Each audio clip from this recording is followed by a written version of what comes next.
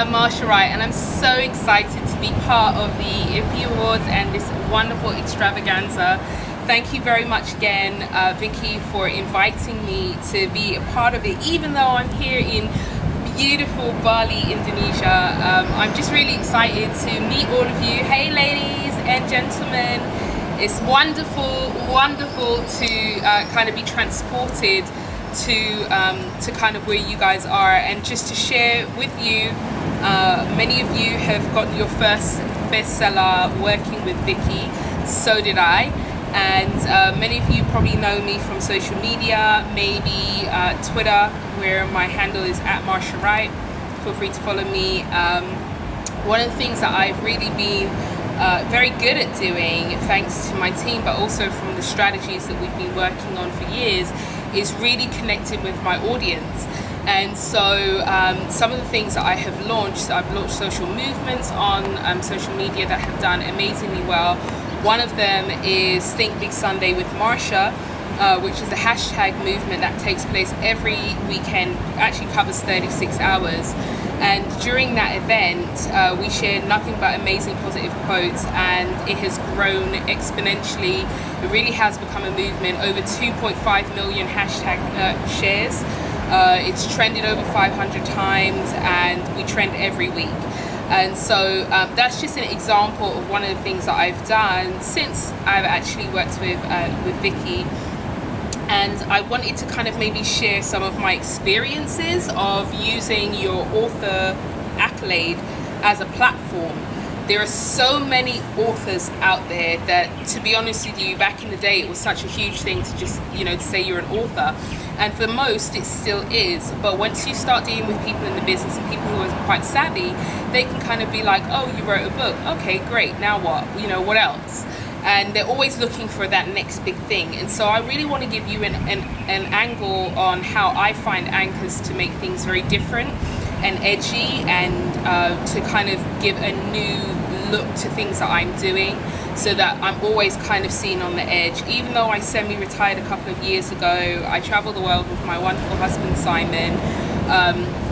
But it's still important to me to build my businesses and to continue to build my own profile, because by building my profile, anything that I do is kind of blessed by association.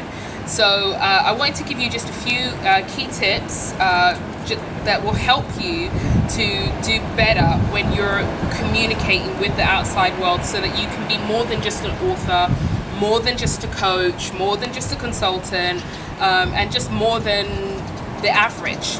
So get your pens and paper ready. Hopefully I'll say something really useful. Okay, so one of the first tips is make a real concerted effort to grow in the way that your audience likes to communicate. So a lot of my audience likes to communicate through Twitter, through Facebook, Vine, things like that. I haven't really explored as much yet, but I will be in 2017. But my audience likes to communicate through being able to talk quickly and snappy, and just to digest stuff that I do. So at the time of this event, I have over 400,000 followers, and they are amazing. They're always engaging with me. They're always talking to me. They spend so much time kind of letting me know what I'm sharing is adding value to their lives. And I really want to encourage you to do the same. Meet your audience where they're at. It's very easy to kind of put out tweets, and then you're like, oh, nobody responded, or nobody did anything, or I didn't get any retweets, and assume that nobody's really listening. And the reality is, so many more people are listening than you think. But there are a few things that you can do to kind of tighten it up to make sure that you get as much exposure as possible. So it's really important to follow people who are like you, who are doing what you're doing, and to really build up that camaraderie so that you can share each other's stuff. Two, it's super important to follow and to interact with people, put them into public lists, etc., who could be your customers, who could be potentially your customers. It's really important to do this, because the more visible you are, the more likely you are to get referrals, the more likely you are for people to say, oh, I heard about you through this or that, and then be really interested in what it is that you're doing, and you never know where those connections are going to take you.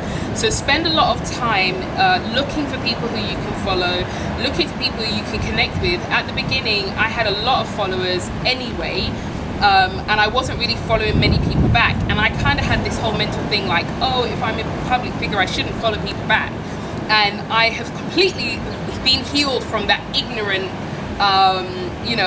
attitude, because it really takes this spirit of I'm up here and my audience is down here, and that is just absolutely not the way that you want to behave.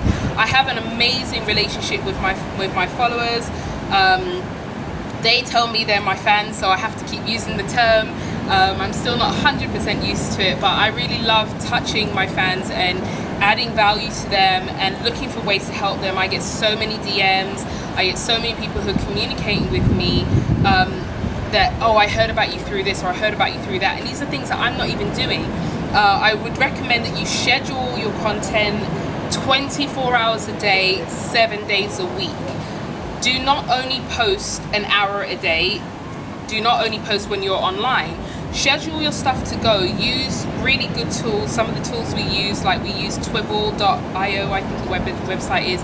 Really great service, because it actually allows you to pull RSS feeds and then put them up on your page as news from loads of different websites that you like.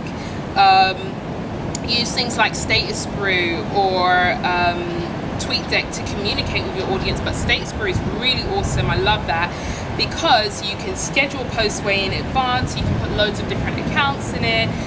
There's really, really great things to do with that, and of course it's awesome for being able to grow your audience as well, and kind of do it in a much more specific, deliberate way.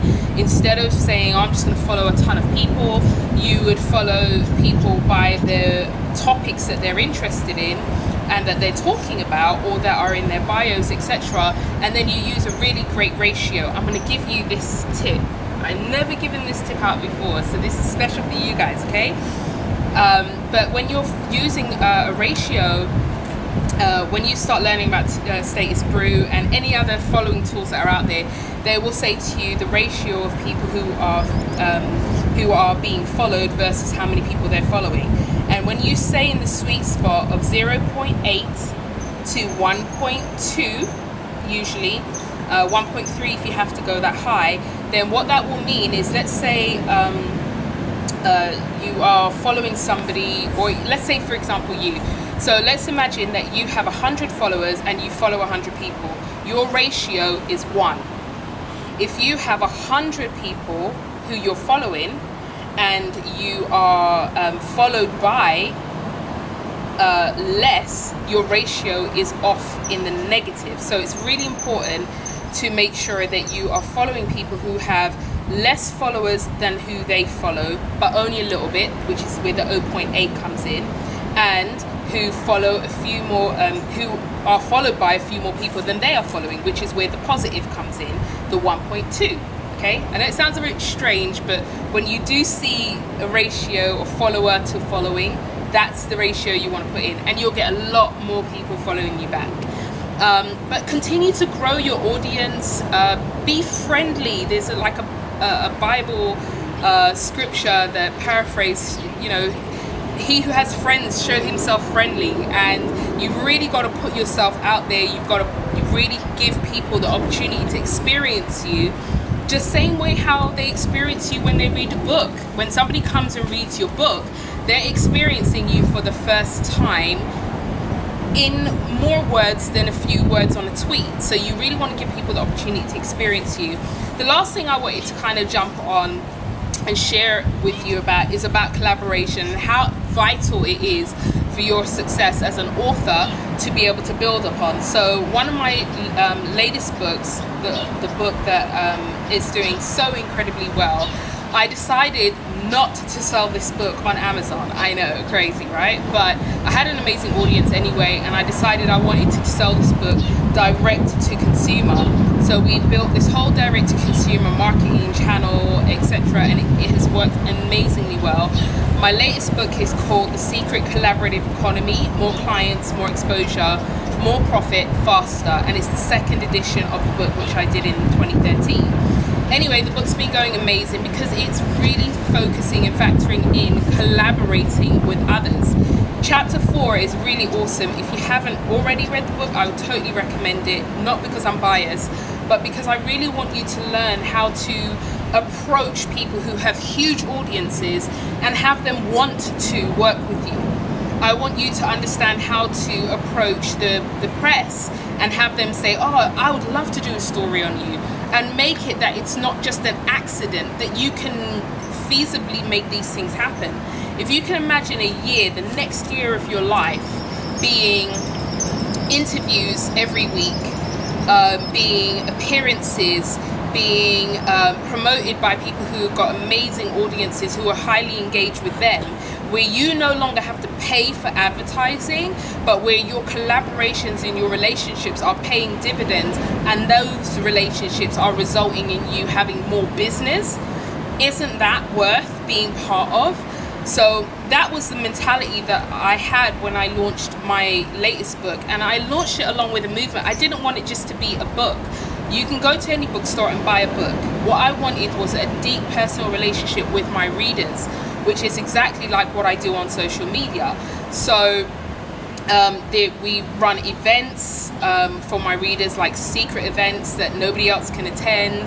That's part of our movement. We launched a whole movement along with it. It's all about collaboration, helping each other, adding value to each other in amazing ways. So you can totally find out more about it. I don't want to take any more time up from the other speakers and the event happening today, but you can totally find out a little bit more about it at secretcollaborative.economy.com, or visit my Twitter at Marsha Wright, and you'll see the links to it there. But I really just want to encourage you guys to think differently, be edgy. Don't look at being an author as being the stop. It's not. It's actually just the beginning.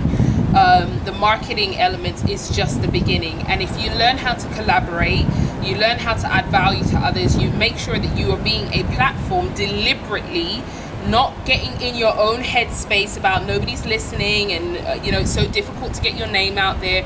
Don't get in your headspace about any of that. Even if you've been really successful, you've done TV interviews and all the rest of it already, there is always more to go. There is always an opportunity to touch and to add value to others. And I really want to see you guys doing amazing stuff. Please tweet me. Let me know how you're getting on. Let me know that you listened to this today. Tweet me at Marsha Wright. I'm so excited, and I hope something I said today has really helped you and resonated with you, and I'm really looking forward to seeing you do amazing things. Thank you again, Viki. Big round of applause wherever you are in the room, over there somewhere, but wherever you are in the room, thank you so much for everything that you do. You are always a blessing to me. You are a friend to me, and I'm always happy to help in any way I can. Looking forward to helping the rest of you guys to continue to do amazing things and do, as I always say, live boldly. I'm Marsha Wright. Take care, guys.